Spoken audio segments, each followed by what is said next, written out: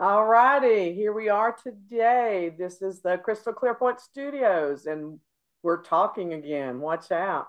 And our newest member is with us again today. And yes, she's in bed because she's recovering. She looks recovered to me. She looks gorgeous. Uh-huh. Yeah. So Get we your have, eyes checked. yeah, well. So we have Luann Morris, we have Crystal Teague, and you have Deborah Colleen Rose. That's me. And I actually picked our subject today for the very first time. And I want to talk about this ghosting thing. Now, Mm. I think ghosting has been around forever. I remember when we were in our earlier years and we would go out dating or we would go out clubbing. You go out and pick out a guy, maybe spend the evening with him, and then you never talk to him again. Now, if it was your choice not to talk to him, it's because you woke up, you sobered up, and you got some common sense, and you knew you'd made a mistake. If he didn't call you back and you wanted him to, then he was an SOB, but we didn't have a real name for it. It was just part of the process of finding a mate, finding a partner, finding someone to spend some time with. To me, ghosting is not about going out with someone once or twice or someone you spent a short period of time with and then all of a sudden the relationship falls apart because it tells me there wasn't a relationship. Okay. It just fizzled out on its own. What I want to talk about is when you've had a relationship, whether it's friends, Mhm. family, love, and you've been together 8 months, 8 years, 10 Mhm. years, 20 years, and all of a sudden they're nowhere to be found. What the heck? What's that about? Well, I want to dive in really quickly because, the whole concept of ghosting implies something is dead, which means it at one point had to have been alive. It had to have substance, it had to have feeling and thought into it. So I understand where the young people are coming from. We've had like a few dates and he just stopped texting or calling. That's kind of where it's taken its toll to. These days, they're like, oh, you're ghosting me. I'm like, is he really ghosting you? Because you literally have only had two or three dates. Um, but for me, I have been ghosted. I don't know how many times in my life, and if I'm being honest, I have actually probably ghosted a few people in my life, mainly because either that relationship no longer feeds you, and it's not healthy for you, and it's just safer to extricate yourself from that in a silent manner rather than come up to them and confront them because it could go sideways or you're afraid of hurting them. So is and you weigh the pros and cons. You weigh the pros Oh, and cons and you're like, okay, this hurts less to ghost you than it would be to tell you you're a sorry sack of shit. bullshit. That's call it No, what it is. You see, okay. no. I don't people. I can appreciate that, but really, is it more or less hurtful to say, "Look, I'm done with you," and you can just send them a letter. Even you don't have to do it in Mhm. person if you don't feel safe. Well, that would be the adult thing to do, Deborah. But let's face it, nowadays, with most of the people who are talking about this hot topic of ghosting, we're talking millennials, Gen Zers. We're talking about people who are making up this language that we're using these days, who are quite literally products of failed parenting scenarios where every strategies where everybody got an award for showing up. You always have to be nice to everybody. If you can't say nothing nice, don't say nothing at all. Or if you can't say nothing nice, make it up. Tell them how fabulous they are, whether you mean it or not. And so the people that are developing this language, we've got to look at where they came from, right? It's like when we look at things in a Well, not in our historical. generation as well. I don't buy this generational cliche boxes that we have put together that's a Mhm, millennial, that's a Gen X, because mhm. I see a lot of the same behaviors in our age groups, and they've we been just there didn't for we just didn't make up a name for it. no, because we Yeah. were too stupid. We didn't need names. We were very verbose and things like that. And instead of texting the letter K, we write out OKAY. And things like that because we're Mhm. more into details. But you know what gets me, and the reason we're talking about this is because I had a friend just do this to me, and my feelings are hurt. They are hurt. And I hope if they see this, they recognize this. I'm hurt, damn it. So, are you hurt because they just quit talking? Would it have been different if they said, I don't see eye to eye with you anymore, or what? It would have been better if they just said, you know what, I can't do this for this reason. you piss me off too much, or we don't agree politically, or I am in a place where I can't deal with other, whatever the reason is, because I do have my theories on why this has happened. And I have a lot of compassion if one of my theories is correct. But if you're able to function enough to get out of bed 3 times a week and go to a job partially and feed yourself and clothe yourself, you can at least send a damn text saying, I'm in a bad place and I don't hate you. Yeah. You know? Well, a sure sign is if you're with somebody and they're always on their phone when you're with them, but when you send them a text or you leave them a voicemail and they don't reply back, then what does that tell you? Oh, You it tells know? you they're done with you with whatever, whatever. Yeah. But be an adult, be mature adult. Don't be an adult because there's a lot of asshole adults out there. Be a mature, kind, caring, and a real, adult. Someone who is responsible for their lives and say, look, I am done with you. Send them divorce papers. I mean, say, this friendship is over. I'm divorcing you. I mean, if you've invested time in that relationship, isn't that a proper closure? And wouldn't that help them with their own closure as well? Well, how do you ghost someone and feel good about it? That's what I want to know. you got to also stop and think though. You said a very key buzzword there, Deborah. You've invested time and energy and effort into this relationship, but have they truly invested time and energy into this relationship? If they have nothing invested in it, yeah, if they have nothing invested in this relationship, then them ghosting you is probably their way of just, either trying to spare your feelings or actually not have to engage. Because let's remember, people invest time, energy, effort, money into people, places, or things in which they place value. So if they found it that easy to just ghost you and not communicate with you anymore, then they weren't investing the same thing in it that you were. Do you see where I'm going? Well, I absolutely, and I agree with you 100%. I think one of the things that I do, I don't get ghosted very often. Let me just say that. And if there was any ghosting going on in my early years, it really wasn't. I would just call and say, and I'm like, no, I don't want to see you anymore. You don't work for me. I like clean cuts. I like to know where I stand. I like to know I like other people to know where they stand. And so I've always been that way. But when the person seems to be fragile, or if you know that they're not in the same, they're going in the same direction you are, but they're back behind you on that path. I don't expect a lot in my relationships. That's the first thing.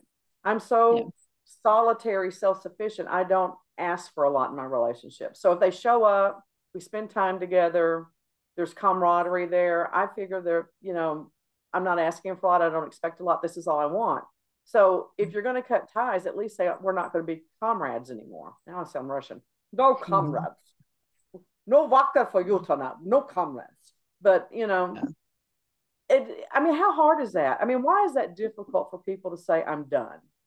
Well, I have my thoughts and on that subject. Again, you and I and Luann, we come from a generation where, we were taught the hard lessons. We were taught, if you're not, let's say popular movies when we were kids were things like Old Yeller, Where the Red Fern Grows. These are movies they played us in grade school, to teach us valuable life lessons, right? So we were, if your dog dies and you were made to bury the dog, that was a responsibility. It was something you were taught to do. The folks that we're talking about these days, most of them were never taught those hard lessons. So, having what we call a fierce conversation, I heard that term a couple of years ago for the first time. And I'm like, what the F is a fierce conversation? And it's like, me sitting down with you and compassionately telling you what you're doing wrong and how to fix it and what my expectations are. That's a fierce conversation. I said, that was a meeting behind the woodshed with a peach tree limb when I was a kid, and here's the difference. When I had that conversation behind the woodshed with the peach tree limb, I didn't do it again. Whereas when these school administrators are having this fierce conversation, then the student gets to go right back to class and do things without any Repercussions. repercussions, no consequences, nothing that shows you what you did wrong really mattered. I just sat here and talked to you and sounded like Charlie Brown's teacher Yeah, but you know for what you just 15 did minutes. here in this subject matter? You just zigged on our zag, because now what you're talking about is not when you relate to someone on an affectionate level. This is just Mhm. about respect. And okay, Yeah. so I have a guilty pleasure. I don't watch a lot of TV, but I have a guilty pleasure because everybody thinks it's such a stupid show, but I adore it. Sister Wives. I love that show. All right. And it's gotten a lot of criticism because this polygamous man has now lost all of his wives except one.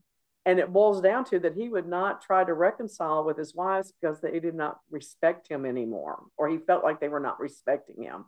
And he goes, I would rather be respected than loved. And I'm like, me too. Me too. Because if you, I honestly don't know how you can really feel truly loved if you're not respected first.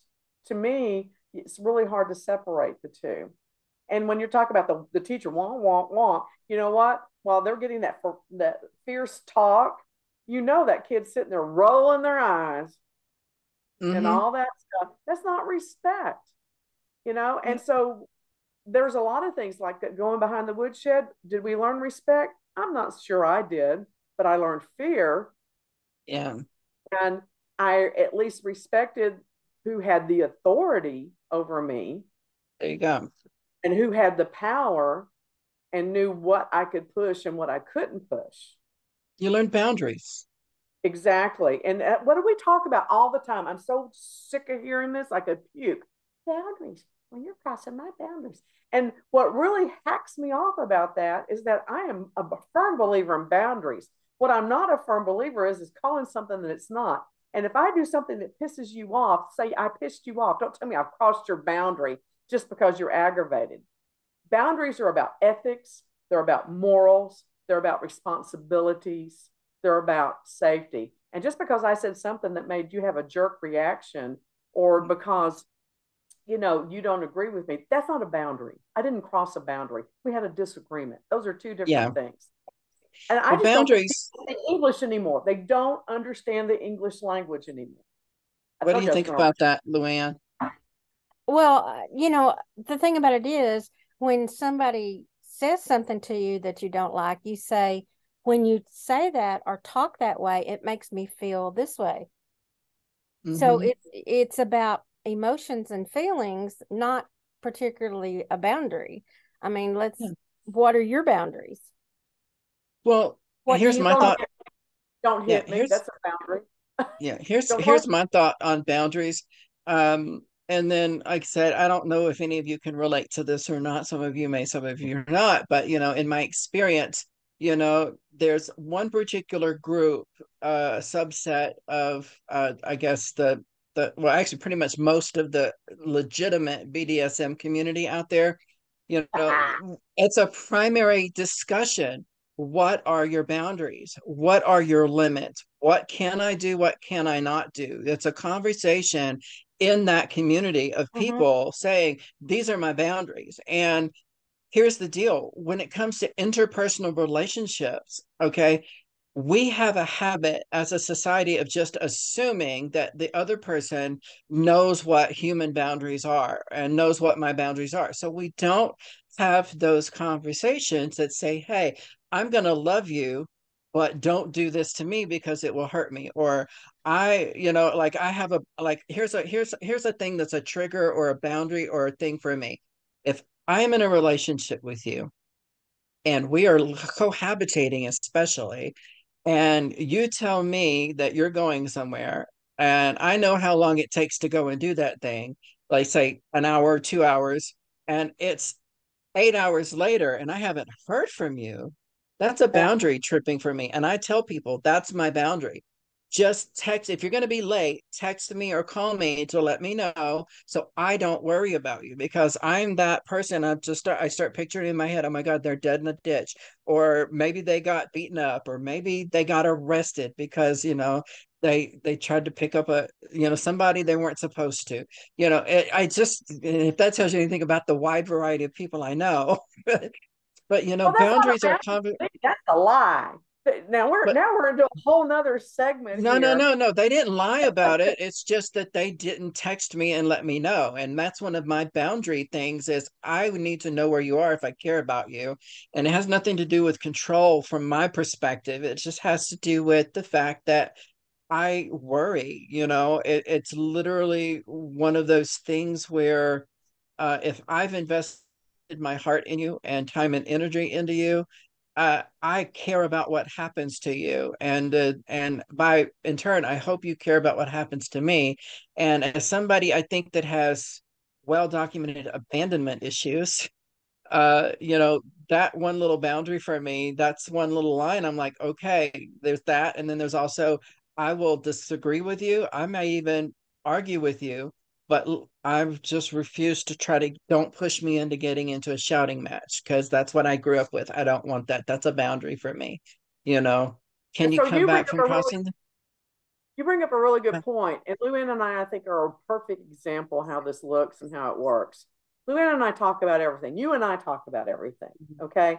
And one of the reasons why we're able to talk about everything is because we know that where our hearts lie and our intentions. We're not being nosy. We're not Mhm. being critical. We're not being judgmental. If we're asking questions, it's because we want to know more information. We want to Yeah. understand where the person's coming from. Mhm. But with Luann and I, we have very emotional based, not emotional, but emotional based conversations.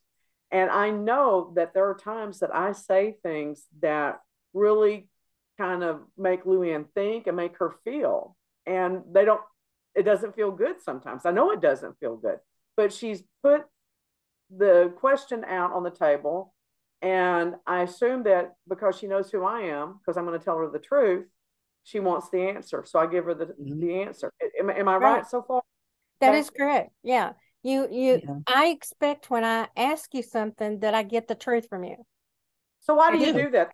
You know as it's going you to see hurt it. you. Why do you do that? Um, I think because even though it might be hurtful, it's constructive criticism and something you can learn from.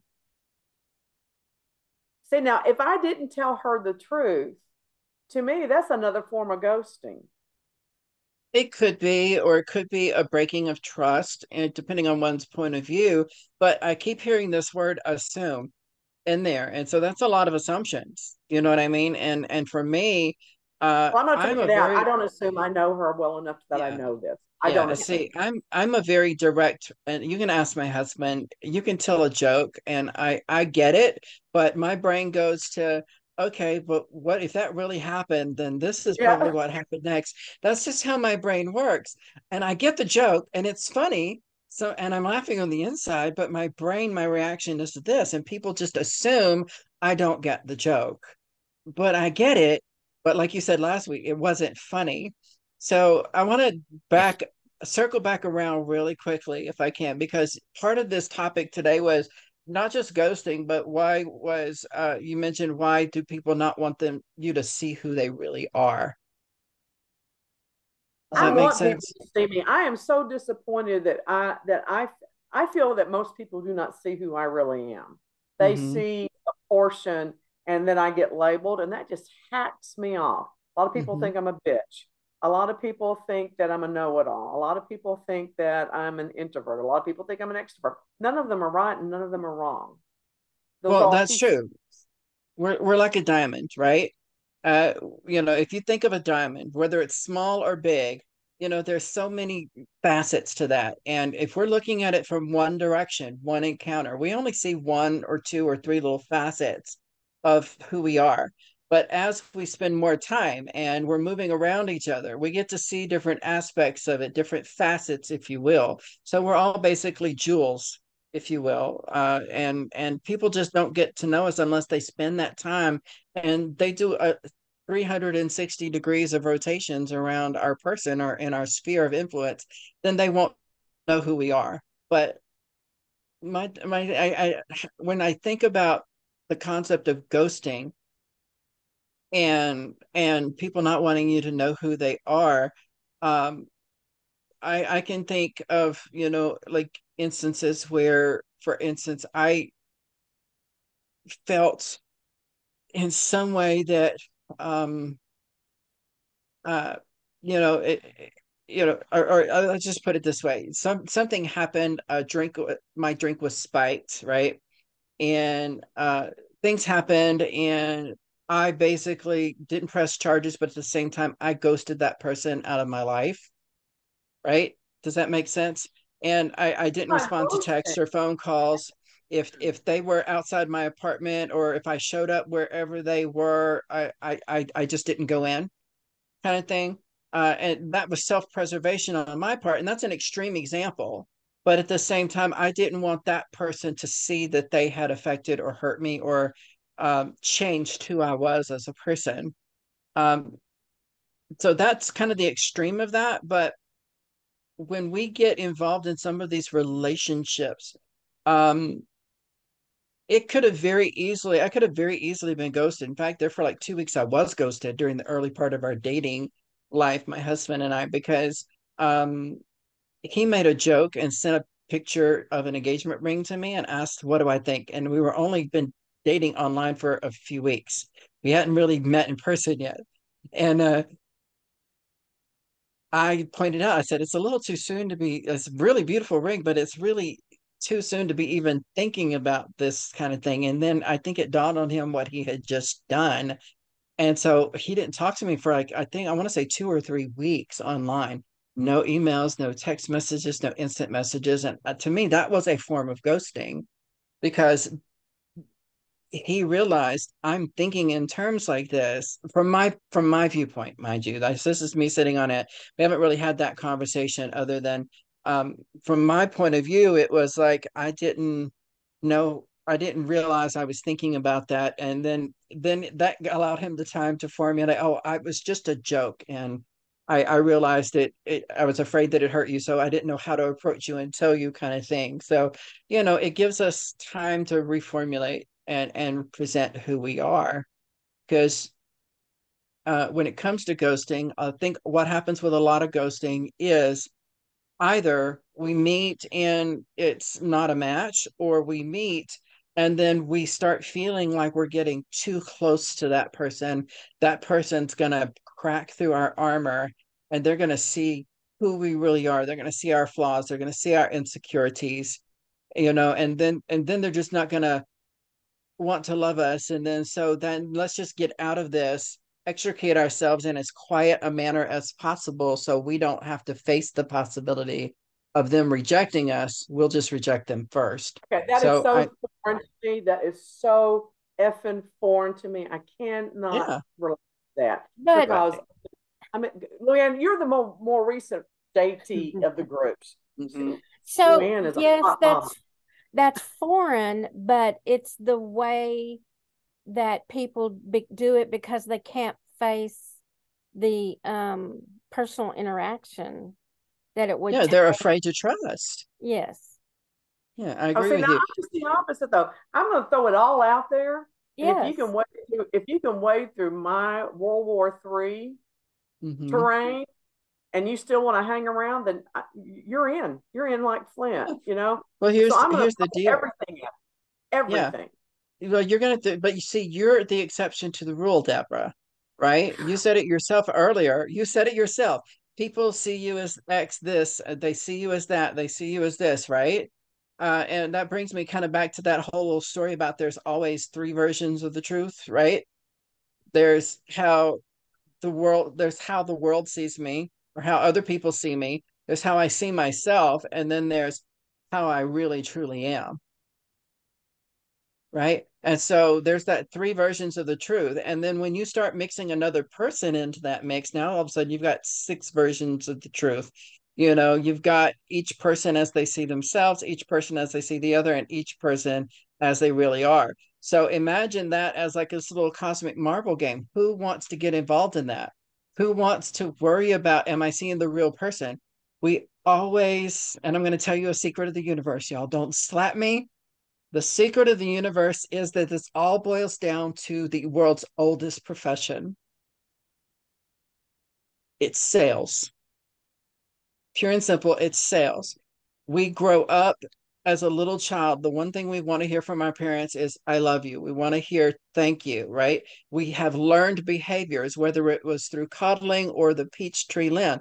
And so we learn early on, we want to sell our best self. You know, we're inundated with Santa Claus. Be good, or Santa Claus isn't going to bring anything to you. So we're inundated that we have to put forth this one particular version of who we are, in order for people to accept us, for people to love us and thank us. And, you know, I know someone who literally, they're the salt of the earth. They're an amazing person, but they once had a dark thought in postpartum depression about hurting their child. They didn't do it, they didn't follow through it, but and they got help for the postpartum depression. But at the same time, they've spent their entire lives thinking that they were an absolutely horrible, evil human being because they had that thought. You know, Okay, you uh, two in are just gonna have to talk amongst yourselves because y'all yeah. are so far out left for me right now. I can't relate to any of this because I'm going to tell you right now, you're overthinking it. To me, we've taken the simplest thing that should be easy for us because of the way we were made. I mean, animals don't go through this. They don't worry about who had good parents and who didn't. And it's just getting in there and taking care of each other and filling in the needs as they need to be met: food, sex, sleep, whatever, and respecting those needs and No, fighting their little but stuff even in when the they get animal over it. kingdom, Deborah, but even in the animal kingdom, it comes down to salesmanship. You know, in your pack, you've got the person, you've got the leader of the pack, you've got the female leader of the pack, you've got the best tracker, you've got the best guard person, you've got the best this. They So earned it. It's everybody, not salesmanship. They they earned earned it. it. Well, they They earned it, earned yes. it. But let's put it this way. Let's turn that back around to, you know, displays at the Bucks. You know, who has the biggest antlers? You know, who can They earned fight it. for They me the proved it. hardest, right? In the case of birds, who has the brightest plumage, who can dance the fanciest is going to get me. So even in the animal kingdom, there are times when they put forth a version of themselves that's not their everyday self. It's still a part of who they are, but it's who they're showing in that moment. I You know still what the think it's problem not is, a right? bigger thought. Go The ahead. Huh? problem What? is Deborah is the person that you see. That is her, that Mm-hmm. she doesn't do, this is who I am to Mm-hmm. herself, and this is who I am to whoever sees me. Hers are melded. Mm-hmm. So what you see is what you get. Yeah, what you see is what you get, but that's your perception of Deborah, though, isn't it? Because I can tell you, I've watched Deborah, and I've watched her do readings in my shop, and I've watched her interact with people that we have in common.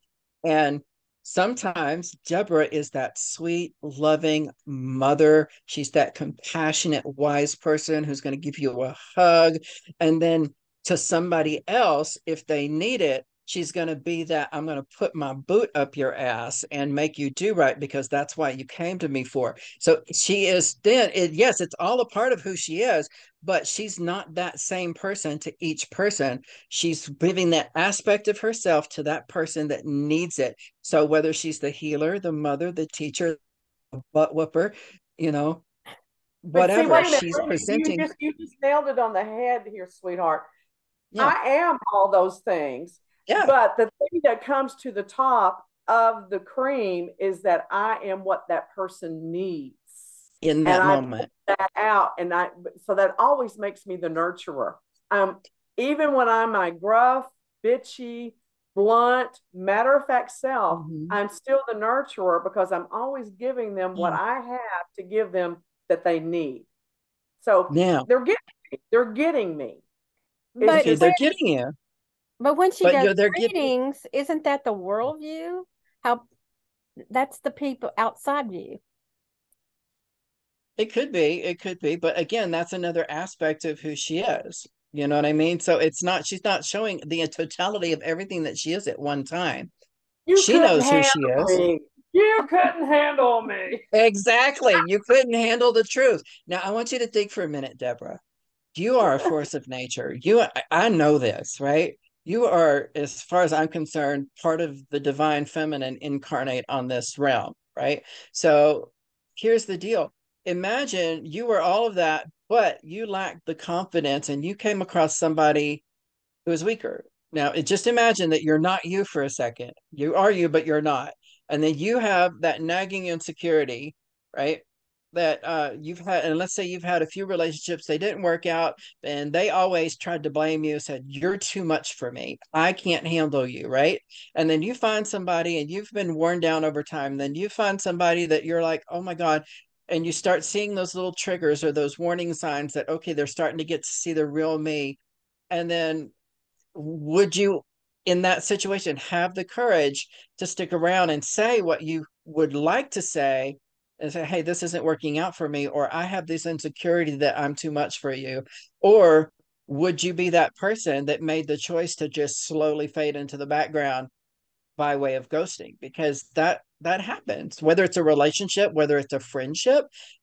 It could just be that friendship no longer served you, you know, or it could be I got lost maybe. in the scenario, but I got lost. But I Well, the think, scenario is just imagining who oh, somebody you're, that you're wait. somebody you're not.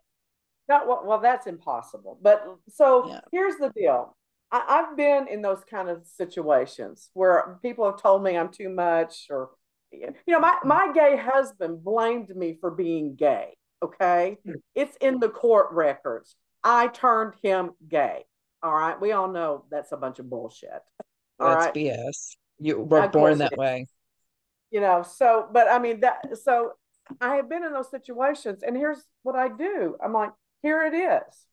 And we can either deal with the truth or we can ignore the truth, but I'm not going to ignore it. So what are you going to do? Yeah. Well, You all know? right. So, all right. So I see that that's who you are. And I've been in that situation as well. I had to say, hey, it's not working for me. Right. But at the same time, I can honestly say there's been times where, like you said, in the instance where it was for self-protection, um, Oh, you but locked at the up. same time, I honestly believe that there's probably a chance in my life that I've probably ghosted a few people over time. And I can honestly say that it, for me, it, in those instances, with the exception of one, it wasn't about, um,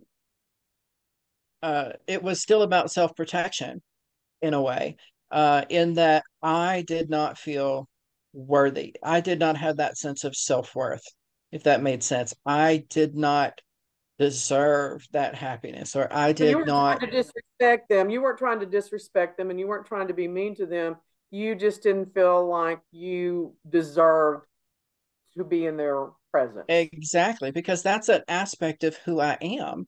When you grow up as I did, I'm one of the very few people I know that was the eldest child, but with a middle child syndrome, if you will, and that I had all the responsibilities of being the eldest child, but none of the rewards for being the eldest child, if that made sense. No Uh, rewards for being the eldest child. There are none. There are yeah. none. My little brother was like the darling of everybody in the family. My little sister was the darling of everybody in the family, and I felt like I was just the third wheel all the time. Or when it starts in kindergarten and you're being chastised and beaten up because you come from California. You were born in California and everybody else was born right there in Snake Ridge, Louisiana, so you're automatically an outsider. And it, when you feel that every week, and you know growing up in such a small rural community, and then to as you begin to mature, and things are, you're going through, puberty is hard enough on anybody, but then start going through puberty and have people tease you because you have facial hair, or people picking at you constantly, and you're constantly told that you're worthless, you know uh even though once you got out as an adult, you struggle and you try to get past all of that and you try to present that strong face, there's still always that part of you that says, I'm not worthy. And Luann's you shaking her head. always, Yes. Luann, did you have yeah, that same experience? Did you? Well, my experience was that I was the spoiled, rotten brat, and the people at school saw me as that I got everything, that everything was handed to me. I didn't have to work for anything, but I was an only child. And So that's you didn't have anything to compare yourself to except at school. yeah, right. And yeah. an So only that's Have you ever deliberately ghosted someone, Luann? I just can't see you doing that. Have you ever done that on purpose, or did it and later realize that's what you did? no, I don't think so, because I'm ghosting someone right now, so to speak, but but I've had my say. I am no longer doing this. I am no longer having a conversation with you. yeah. I am not That's this not person. ghosting. I'm not Mhm. this person anymore. But they continue to text and to call and so I'm not answering. Well, they're Well, and annoying. again, it comes down to things. What is your view of your self-worth? What side were you presenting to them? But at the same time, how much have you invested in that relationship? Or did you just reach a plateau and you're like, I'm no longer investing in this relationship? I'm not putting Well, time, I'm not putting effort, I'm not putting energy into it. Because is ghosting because I can it be that it's because if I rejection is protection, so I'm rejecting you in order to protect myself? Or can it be also that, hey, you know what, I'm just a callous sob and I'm not putting any more time, effort, or energy, even so much as a text, into this relationship because it doesn't feed me and what I want and what my goals are? well, I've been seeing this person off and on for 2 years, so Yeah. you know, Mm. it's not the relationship I want.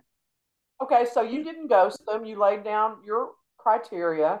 You laid down, and let me explain to you how to think about boundaries.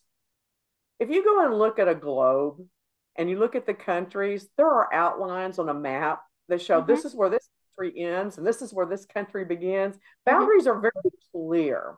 They're nice lines drawn on the paper, and you know that this is where Denmark is, and this is where Norway is, and this is where Spain is, because there are boundaries. And you know that once you cross that boundary, you're no longer in that country. To not have things so clear cut in relationships is not a boundary. It's wishy washy emotions, and that's the way you feel today. So I'm not going to react that way because that's not what I think, Mhm. because that's not the way I feel. But it'll be changed tomorrow because I'll feel differently. Those are not boundaries. That's you being a chaotic little neurotic whatever. So Yeah, I agree. That's not a boundary. But so, like I said, we put a lot of thoughts out there on the table about this today. So, what is ghosting then in the end? Is it protection? Is it it's a rejection? Is it wishy-washy I think it I think depends BS? you on can who you protect are. yourself. I think you can protect yourself and not ghost people. It's just this simple. On paper, in a text, on Messenger, send them a letter, whatever. I'm done.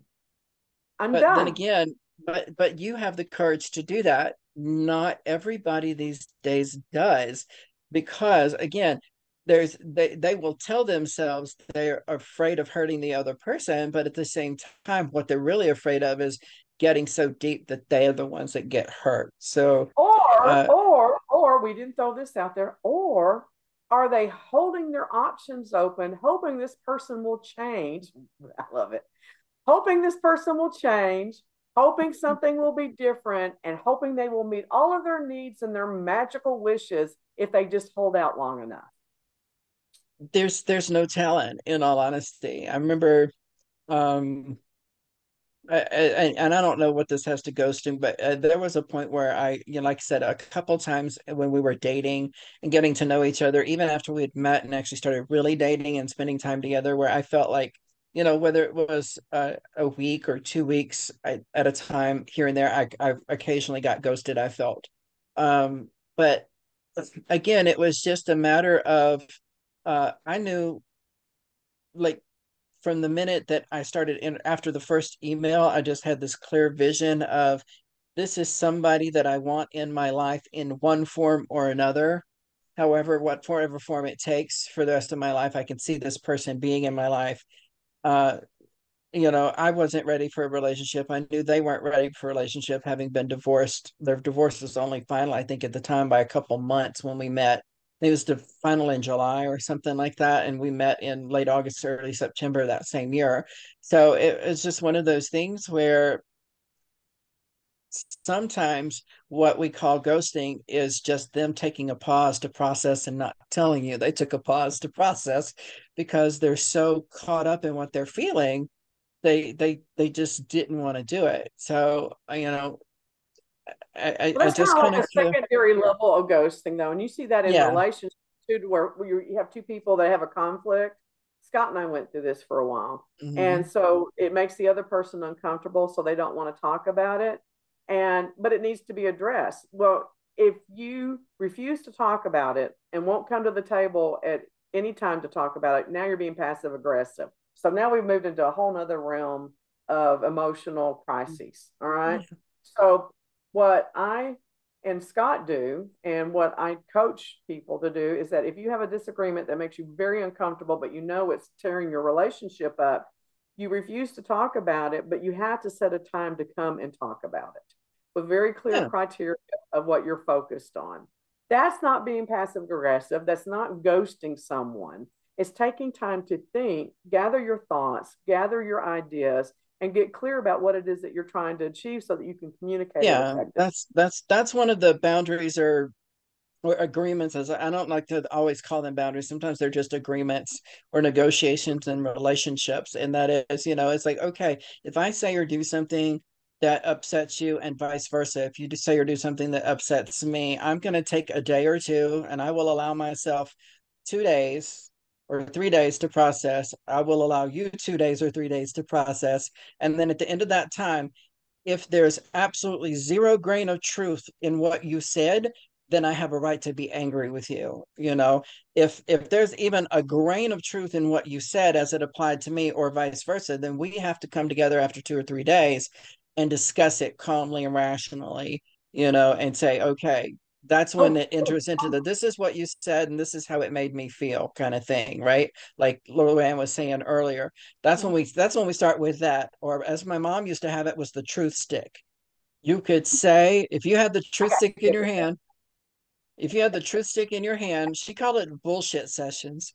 And literally, we had family bullshit sessions, and it's where you can, if you're holding that stick, you can say whatever you want. You can complain about anything you want and not be afraid of getting a butt whooping or getting in trouble or nothing. If it's bothering you, it's getting it out in the open, and we can learn about each other and we can move forward. And she learned that in the 70s at Pineville Mental Institution. oh, good Lord. No, seriously, it's like So this it is makes time me when I think of thought, the Designing Women's show where they stumbled on this men's group and they all had to hold the truth stick and they all yeah, were dressed like loincloths. Oh, and I have the truth stick. Oh, but I got yeah. an idea for this we can start. Okay. For $25, you can email us and give us the name of the person that you don't want to see anymore. And we'll let Crystal compose a beautiful letter that's well written, and I will call and read it to them. And Luann will pick out the perfect aroma or stone or The mineral throw to out, send in the to send To throw in the out. support envelope to them help during them this heal and move emotional past. time. Oh, my stars. So we can have different levels of packages. They can get a text message from just Deborah says, she's done. Don't bother anymore, or I'll come knocking on your door. Then we can have the eloquent letter written by Crystal, and then we can have the crystal that we can throw at them. But goodness. But anyway, yeah. So just kind of give you an idea, I how where my brain was going with this topic when you proposed it earlier, Deborah. Just as FYI, I'm sitting here looking, and my brain's been on this a lot lately because with being an invalid right now, my weight is fluctuating a lot, and I'm heavier than what I was pre-surgery, and I don't want to be that heavy, and so I can't move, and so I'm struggling because I crave comfort foods like chocolate and things like that, or ice cream, and I can't really have a lot of. In fact, I just had bread for the first time this past week and forever. And but I was just thinking about, what do we present to ourselves? Do we really want people to see who we are? Like, how many of us color our gray hair? I color mine.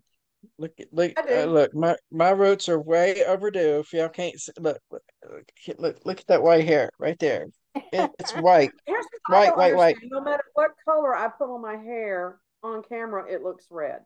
My hair is not this red in person. This is an ash blonde. I have news for you. Your hair is that red in person. I've seen you in person. It it's Really? ash blonde on top of, yeah, you have your, what it is, whoever's doing your hair color is not That's me. neutralizing your natural remaining pigment. Right. Well, I want to go totally gray, but I don't want to have to maintain it. And it's just easier for me to go get a box of L'Oreal and slap it on there every. Oh, it's called a wig. I have like 50 of them. Well, I used to wear a lot of wigs when I worked undercover, and they're Mhm. hot. Well, now some of the newer ones nowadays aren't, because they're those lightweight mesh tops and or lace tops as they're calling them. But I mean, but the reason why brought this up, because who are we? Who are we? We we don't like to show people our gray hair. We do age. Look at what I do for a living. You know, a facialist and esthetician. The biggest part of my job is to help turn back the appearance of time, because people don't want other people to see who they really are underneath the makeup, or to teach them how to do makeup. And I'm sitting here looking at my closet, and I've got everything from nurses scrubs. I've got body shapers in there to, to whittle in and give that waist and make the butt look round and juicy. We've got push-up bras, and have had push-up bras forever. We had the what was it, the Playtex figure eight Oh bra and yeah. girdle combination To back in the lift and 60s, separate. to lift and separate like bullets, right? We wear lipstick sometimes, or mascara. I even thought about literally sitting here and having half of one brow on and one brow off so I could talk about that. But it's like, I don't like people to know, in all honesty, that I have Hitler brows. I the very first time I ever got my brows done, I went to a cosmetology school in Tonawanda, New York, and they literally waxed this part of my brow off, and they waxed from here to here off. So I have no hair from here to here and very little hair in this section here. So my actual real brows are about this wide. So I have to draw my brows on, but without my brows and just that little bit of gray hair, I look like Grizzly Adams walking around here sometimes. So I I don't like people to see me without my brows drawn on. Or if I'm going to the grocery store, I'm probably just going to wear sweatpants and something else. I'm okay, I'm casual. But if I'm going to church, you better believe I'm dressed to the nines, right?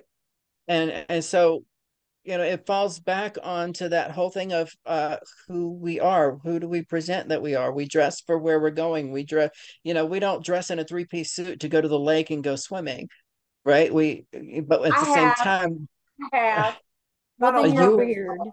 if Not on anybody purpose. had, you had, or we don't typically dress in a string bikini to go to church, No. because we present that face to the people that we are. We're all chameleons, whether we want it or Uh, not.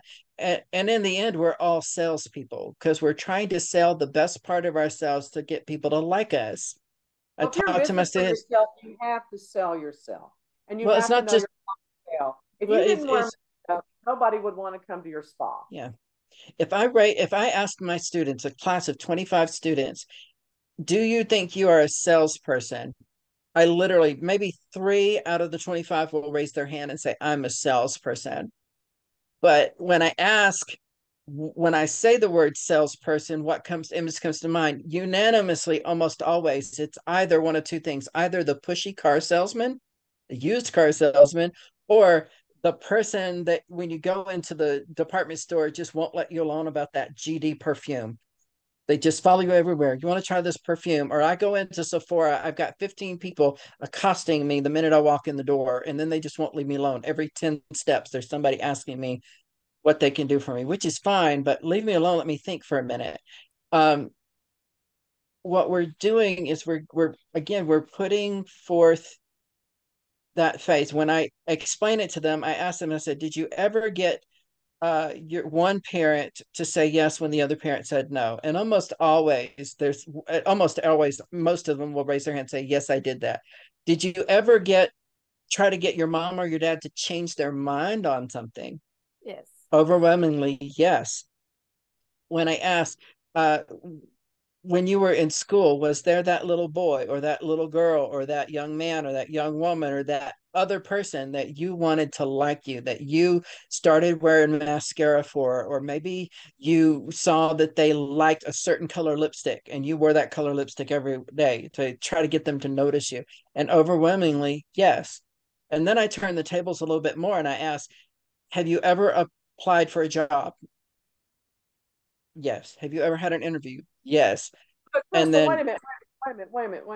mhm, So if we're going to so much, and I don't disagree with you, but if we're going to so much trouble to get people to like us and to be on the same page as us, it just seems like a awful waste of time to turn around and then ghost somebody. You've done yeah, you did it selling yourself. This person I wants to agree.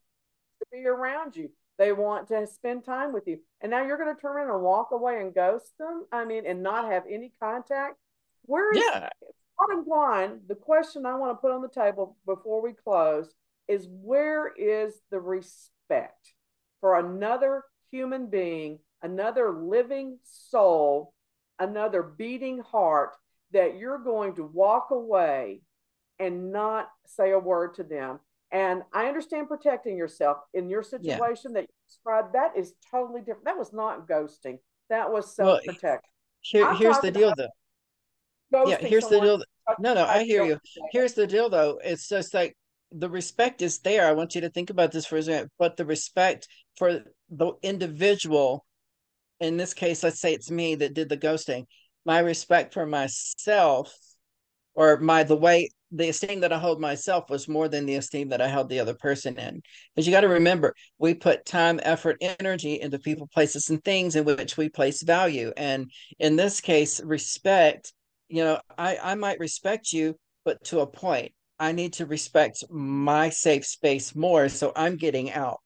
But I'm too chicken shit to tell you about it. And I'm Well, then okay how with can you that. respect yourself if you're chicken shit? Let's just put Well, that on the. again, there's a certain honor in being a chicken shit if you love being a chicken shit. That's just Okay. how I say it. We're I going know to it's a have to stupid agree comment. to disagree Well, on that one. We're going to have Yeah. to I agree. I guess so, because I actually online did an online thing to I was talking to this one guy, then I saw him twice, and the second time Mhm. I saw him, I said, "Look, if this is not working out, I'd rather you just say it's not working out instead of just disappearing, because I've Yeah. had that happen in the last 6 months, and I Hmm. just think it's nicer if you will just say, I don't think that our Hmm. personalities go together, or I'm moving on to something else, or it doesn't have to be a Yeah. big deal. Just say so, and I'll be okay with it." What he Hmm. did, he ghosted me. Well, and Treat here's the deal people the though. way you want to be treated. I don't want to be ghosted, so I'm not going to ghost somebody. I don't want to be treated Mhm. that way, so I'm not going to act that way. I'm Yeah. just not. But here's another thought on that too. There's also the fear aspect to that. If we equate it to dating, I'm not talking about friendship per se, but if you're looking into the dating thing, if you're just ghosting somebody, then you were just a chicken shit and you ghosted somebody. And that's the worst thing that they can really say about you. But if you say, hey, I'm not into you, I don't think you're worth my time and effort to put into this relationship, that can be very damaging to somebody's psyche. And Well, no one's going next to thing say you that. In all honesty, they're just next a real but they fact. have, but that's what I'm saying. That's how it can be Shit. perceived. right? If I'm not feeling it, then I'm not feeling you. There must be something wrong with you, right? That's how it can be felt, especially if that person has insecurities. But then they can lash out, and next thing you know, you've got Jane going online to Facebook and posting on your page and trying to friend all your friends to say, hey, this person is a communist or this person does that. They literally, now you've given them a reason to hate you and go after you. So in today's society, in all honesty, in customer service, there's this thing in customer service where we get our own type of ghosting with clients. If the pressure is so to wow the client each and every time to make them want to come back, but 8 times out of 10, a client, if they had a negative experience with you, they don't say anything to you, they just don't come back. And there lies the being of human nature. We don't like confrontation or conflict. I agree with Most that. of us. Yeah, but I don't think you can compare business to personal relationships on the same levels. But I get what you're saying. Yeah. But the bottom Personal is line, even more than business. Personal can be more traumatizing than business.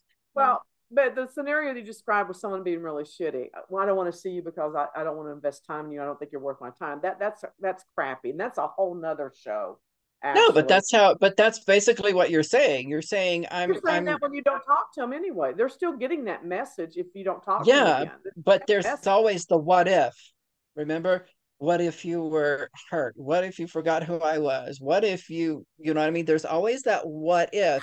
Whereas Are if you? you confront them and you say, no, if you confront them and say, hey, I'm just not into you, that's like, remember the phenomenon, he's just not that into you? It was such a mind opener and a mind scrambler for so many people worldwide because they realize, why isn't he calling me? Whatever. It's because he's just not that into you. Why isn't he texting me back in a timely manner? Because he's just not that into you, right? We've been conditioned to just automatically, he's not that into you, but then to come around and say physically, I'm not that into you to your face. Yes, it takes courage. Yes, it takes, I think, an old fashioned sensibility and sense of respect of who you are, but at the same time, that now gives the other person a chance to, instead of just saying, hey, I'm okay with that, as you would think a rational human being would be. No, we're not rational human beings. We're emotional creatures, and you could get a Snickers in your gas tank. You can get you can you can get a knife in your tire, Deborah. Come on, seriously. You've Well, seen it. thank You've seen God what most people people do. are afraid of me then, because that keeps me safe. I will end with this little snippet. When I was dating years and years and years ago, I had a guy show up at my door. We didn't have texting, we had voice mail on our answering machines and stuff. And he had called me 3 times that day, and I had not called him back. I had just gotten home and I had just walked in the door, and there he is at my door. And he goes, I wanted to see you again. I said, well, did you leave me a message? He goes, yes. I said, well, I just walked in the door. He goes, can we go out? And I said, no, now you've annoyed me. I'm not going to see you again. And I closed the door on his face. Right? But I just said, you annoyed me. I mean, he was too pushy, absolutely too pushy. And I wasn't going to put up with that. And I didn't get a Snickers in my gas tank, and he didn't bother me anymore. And, I think most reasonable people don't go where they're not wanted. And you don't have to be rude. You don't You have would to, think. you know, you Yeah, just you would don't. think. So, but you know what? Maybe you need to be able to pick people better, because if you're picking people that put Snickers in your gas tank, maybe you shouldn't have been out with them in the first place. It could be worse. It could have been my mom and her friends emptying 6 tubes of super glue somebody's pecker to their belly button because of rejection. So Okay. Well, one day we will do a show on revenge, because I have a great revenge. I have a great revenge story. let's face it, Deborah, you as a private investigator, you've seen everything that we're talking about here today. You've seen it, but you've Yeah. seen it from an outsider looking in on those relationships. And you've seen all those scenarios from the ghosting, the disaffection, to right down to the revenge. So you've seen it all. So, And I've done some of it myself, even though I look so sweet and innocent. Yes, she's guilty. I am. And proud. I'm proud of it too. You know what? Deborah, I will say this. I was talking to my spiritual mentor, who's a very profound and intelligent person, and they have two master's degrees. They're someone I considered a very good Christian. And I told him what I did to one of my ex-husbands, and I said I should feel guilty, but I don't, because that was very bad. And he goes, "No, I like to think of it that you were God's justice." And I tell myself that every time I think of that story. I'm sorry. He's the only one that can do that, not you. I know, but it still sounds good. But I'm not going to profess something I don't feel guilty about, because I would do it again. And so I can't, in Okay. all honesty, say I'm sorry when I'm not. I'm not. And the last person I'm going to lie to is God. That's the last person I'm going to lie to. So it's a good story, though. I'll tell it one day. yeah. All right. So, Crystal, tell people how they can come find your beautiful techniques and all the information that you can to help them shine from inside out. Sure thing. www.barutispa.com, or at Baruti_spa on Instagram, or at Baruti Knows on Facebook. Okay. And Luann, you're going to have to talk more from now on. Just jump in and be rude and just I'm talk over, mouthy. because we're both mouthy. And you have so much to say, but you're so quiet and you're so sweet, little precious thing that you are. But I saw that, you little bitch. Wait a minute, where's my Precious. spray? Where's my spray? Bitch, be gone. Bitch be gone. Okay. That was made by Herbal Lou, and you can go to www.herbal-lou.com, or you can email me at herbalou1105 at gmail.com. It sounds like somebody wrote your number on the bathroom stall. For a good time, call Lou 001. Do people still do that? I don't know. Not as often as they used to, because back in the day, you could go into any restroom in the city of Dallas, and there was names and phone numbers all over the insides of those The stalls. opposite Boys, of ghosting. The and it was opposite in of the ghosting. boys. Yeah, it was in the boys and in the girls' restrooms. It didn't matter.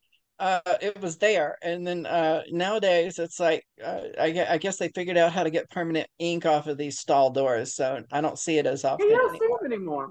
So, and if you need to break up with somebody and you don't want to do it yourself, you can call me, or you can email me at deborahcollingrose@gmail.com. My private investigation company is isgu.com, since we're talking about that now. And then we also have our interactive entertainment, and we actually are entertaining in spite of what you see on our podcast. We do fortune telling, handwriting analysis, kiss readings, and all kinds of, and we have comedians on staff now too that will come and make you chuckle and laugh and giggle. And that's at milesofsmilesevents.com. And that's one that's been featured nationally on national television numerous times. I've been watching the videos. Yes, both of them Funny have. person. One was on America's Got Talent, and one was on Ellen DeGeneres. Yeah, Last And Comic Standing. Yeah.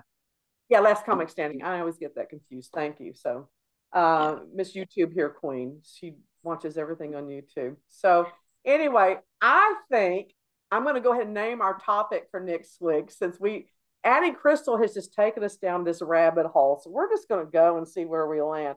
Let's talk about BDSM, something I'm not very good or knowledgeable about. That is, No, not at all. that's BS. Lies, Brunhilde, lies, you tell. And we will pick that as our general topic, because that might be something that we need to talk about more than once to cover all the different layers. And maybe even offer some free lessons. Who knows?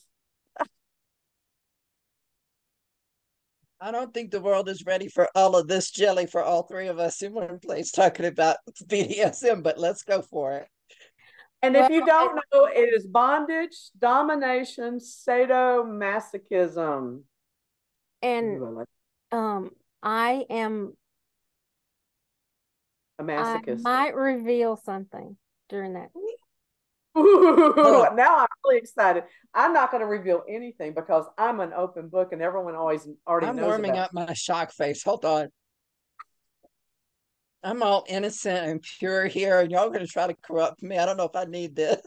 Okay, I call BS on that too. You would be right.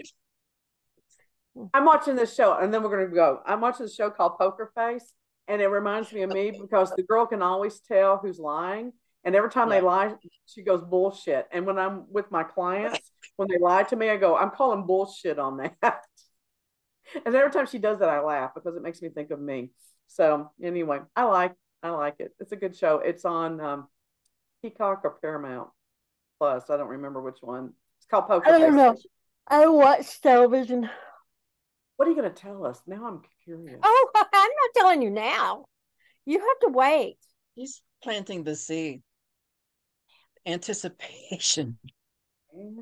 It might be some sort of confession. Hold on. Let me go dig my rosary out of storage. I'm going to hang mine over my desk. I'm scared. All right. Tell everybody bye. Bye. Achi Wassel. All Peace right. out. Y'all Love be and hair good. grace. What? What? I said, peace out. Peace, love, and hair grease. Peace, Oh, love, and good hair God. grease. Oh, good God. All right. It's Goodbye. it's a 60s and 70s thing. Really? Yes. Black Peace out. exploitation films. Peace out. Yeah, the peace, love, and hair grease came from a popular saying in a lot of the black exploitation films of the 60s and 70s. Okay. And then it was made popular again by RuPaul in one of her songs where she had peace, love, and hair grease. So is that cultural appropriation? Did you just get us in trouble with cultural appropriation? No, Is that right? Okay. All no, right. because it's part of the LGBTQI plus culture now. It was introduced into that from that culture into that culture. So it's and because yeah, so no, it's all good. Okay. So you okay. Here's my closing statement. I have my own culture. It's RESPECT. God help us. All right. I crack All myself right, up. ta Bye. ta for now. Ta ta. Bye bye.